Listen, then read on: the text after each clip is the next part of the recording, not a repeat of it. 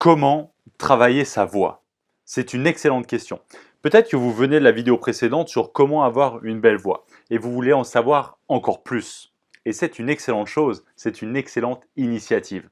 Et pour cela, dans cette vidéo, je vais vous donner 4 idées vraiment concrètes pour pouvoir vraiment améliorer votre voix et la rendre plus attrayante et avoir plus d'impact dans la transmission de votre message. Et avant de commencer la vidéo, je vous invite à mettre un petit pouce bleu et à vous abonner si ce n'est pas déjà fait pour pouvoir être notifié directement par YouTube qu'une vidéo est sortie pour pouvoir encore plus progresser dans votre démarche de communication.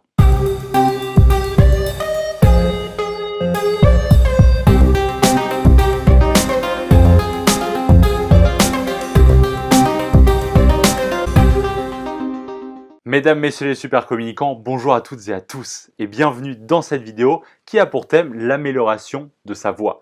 Comment travailler sa voix pour avoir plus d'impact dans la transmission de votre message. Je suis Quentin Mechevant, votre coach et conseiller en communication orale à votre service. Comme d'habitude, 4 idées avec la plus importante, c'est la 4e. Restez vraiment jusqu'à la fin de la vidéo parce que ça va vraiment vous aider à améliorer votre voix. Comme je l'ai dit dans une autre vidéo, ceci juste là, ce n'est pas là pour rien, gardez-le en tête. Donc l'objectif de la vidéo, vous l'avez compris, c'est de vous donner 4 idées pour pouvoir travailler de la meilleure des manières votre voix. Alors je vous invite aussi à regarder les autres vidéos de cette playlist pour pouvoir progresser dans cette direction. Et donc commençons directement par la première idée qui est toute simple. Je vous invite à vous échauffer la voix.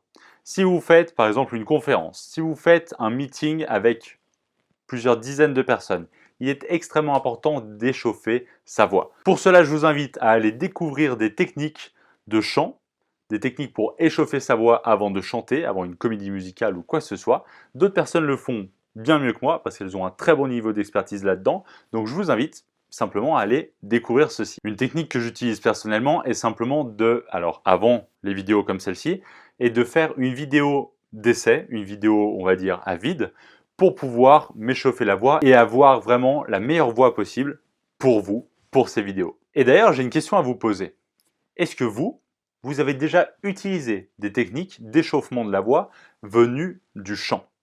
Est-ce que ça vous est déjà arrivé de vous échauffer la voix grâce à ces techniques-là? Je vous invite à le marquer dans les commentaires pour pouvoir tous en discuter. La deuxième idée que je voulais évoquer avec vous, elle concerne la provenance de votre voix. Donc pour cela, je vous invite à ne pas faire venir votre voix de la gorge, mais la faire provenir de votre buste. Quelle est la différence? La différence, elle est toute simple. Écoutez bien, je vais dire une phrase en la faisant provenir de ma gorge et une autre phrase en la faisant provenir de mon buste. Pour maîtriser votre voix, il est important d'avoir confiance en vous. La voix vient de ma gorge. Maintenant, je vais la faire venir de mon buste. Pour maîtriser votre voix, il est important, il est primordial d'avoir confiance en vous. Vous avez entendu la différence? Alors si vous n'avez pas entendu la différence, je vous invite à cliquez plusieurs fois sur la flèche de gauche pour revenir en arrière et vous verrez que la différence est énorme. Pour la simple et bonne raison que la provenance de ma voix n'est pas la même. Une fois de la gorge, une fois de mon buste. Et de manière générale, je fais venir la voix de mon buste parce qu'il y a quelques années, lorsque j'ai appris que ça faisait vraiment toute la différence, je me suis dit très bien, tu vas travailler là-dessus et tu vas arrêter de faire provenir ta voix de ta gorge, mais la faire plutôt venir de ton buste. Et la grande différence, parce que ça vous allez le ressentir aussi intérieurement, lorsque vous allez vraiment faire venir votre voix de votre buste, vous allez entendre intérieurement à votre corps des vibrations et ça va se répercuter sur la force de votre message. Alors ça peut paraître un petit peu abstrait, mais des personnes ont été sondées pour savoir si elles avaient plus confiance en certains hommes politiques que d'autres. Et de manière générale, elles avaient beaucoup plus confiance en des hommes ou des femmes politiques faisant provenir leur voix de leur buste plutôt que de leur gorge. Parce qu'ils avaient plus d'impact dans le message qu'ils envoyaient et donc chaque personne interrogée avait plus confiance de manière générale. La troisième idée que je voulais évoquer avec vous, qui est un petit peu abstraite, j'ai mis du temps à la comprendre, mais j'ai une phrase maintenant qui va vraiment vous aider à comprendre ce concept, de ne pas parler fort, mais de parler loin. Je répète, de ne pas parler fort, mais de parler loin. La différence, quelle est-elle?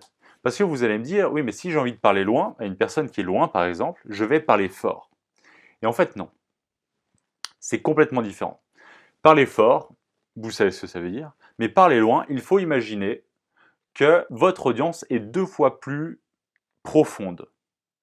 Si vous avez une audience, je ne sais pas, de 10 rangs, imaginez que vous avez une audience qui fasse 20 rangs. Et ce que je vous invite à faire, c'est à vous concentrer sur ce 20e rang imaginaire, comme s'il y avait vraiment des personnes, et à leur parler à elles. Et inconsciemment, votre voix va se modifier pour pouvoir être plus claire, plus compréhensible au fond de la salle. Donc vous n'allez pas parler plus fort, mais vous allez parler plus loin. Donc je répète, imaginez des personnes bien plus loin que le dernier rang de votre audience pour pouvoir leur parler à eux, pour pouvoir parler à ces personnes-là. Vous serez plus clair, vous aurez des mots plus distincts et vous serez beaucoup plus compréhensible dans l'ensemble. La dernière idée que je voulais évoquer avec vous, qui est la plus importante, c'est n'oubliez pas d'entretenir votre voix. Votre système vocal, c'est un peu comme la boîte d'une vitesse d'une voiture. Si vous enlevez complètement l'huile de la boîte de vitesse, avec les frottements, elle va commencer à surchauffer et donc ça va pas très bien se passer par la suite. Et la voix, c'est exactement pareil. Donc, je l'ai évoqué plusieurs fois, mais cette petite chose qui est juste ici, elle ne me sert pas à rien. Elle ne sert pas que d'objet décoratif. Et des fois, je m'en sers, donc assez souvent, pour pouvoir entretenir ma voix. Et une fois que c'est fait, le timbre de votre voix va être amélioré et vous aurez beaucoup plus de facilité aussi à parler. Vous n'aurez pas, on va dire, de douleur, entre guillemets, au niveau de votre système vocal et vous pourrez en parler encore plus longtemps et encore plus distinctement. Cette vidéo touche à sa fin, je vous remercie pour votre attention et si vous êtes resté jusqu'à là dans la vidéo, c'est peut-être que vous avez envie de progresser dans votre communication et pour cela, c'est tout simple. Je vous invite, si par exemple vous êtes sujet au trac et que vous voulez pouvoir mieux captiver votre audience, à aller dans la description, vous trouverez un lien sur lequel vous pourrez obtenir de façon complètement gratuite un e-book qui vous aidera justement à éliminer votre trac et à captiver beaucoup mieux votre audience. Cet e-book vous est dédié. Je vous souhaite une excellente lecture. Je vous remercie à toutes et à tous pour votre attention, encore une fois, et n'oubliez pas, un petit pouce bleu et à vous abonner juste en dessous dans la vidéo pour pouvoir recevoir directement toutes ces vidéos dans votre boîte mail. Je vous souhaite une excellente fin de journée et surtout, n'oubliez pas de sourire. Le monde ne sera que meilleur. C'était Quentin Mechevant. Ciao.